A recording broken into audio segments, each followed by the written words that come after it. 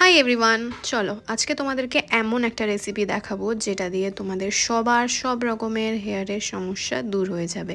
তো তার জন্য নিতে হবে একটা কাঁচের বোতল। হ্যাঁ, অবশ্যই কাঁচের বোতল নিতে হবে। আর তার সাথে নিতে হবে আলমন্ড অয়েল, কোকোনাট অয়েল, তার সাথে মেথি আর কালো জিরে। ব্যাস, এই চারটে জিনিস।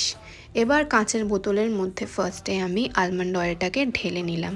তারপরে সেটার মধ্যে আমি ঢেলে নিচ্ছি কোকোনাট অয়েলটা। কোকোনাট অয়েল আর আলমন্ড অয়েলটাকে ভালো করে মিক্স করে নিয়ে এবার সেটার মধ্যে একে একে আমি ফার্স্টে ঢেলে দিলাম মেথিটা।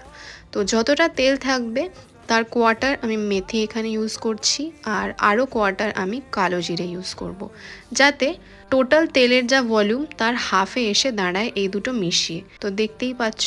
এবার এই জিনিসটাকে বন্ধ করে রেখে দাও বাড়ির এমন একটা জায়গায় যেখানে সবসময় রোদ আসে। শ্যাম্পু করার আগের দিন বা 3-4 ঘন্টা আগে মাখলেই এটা সবচেয়ে এফেক্টিভ হবে।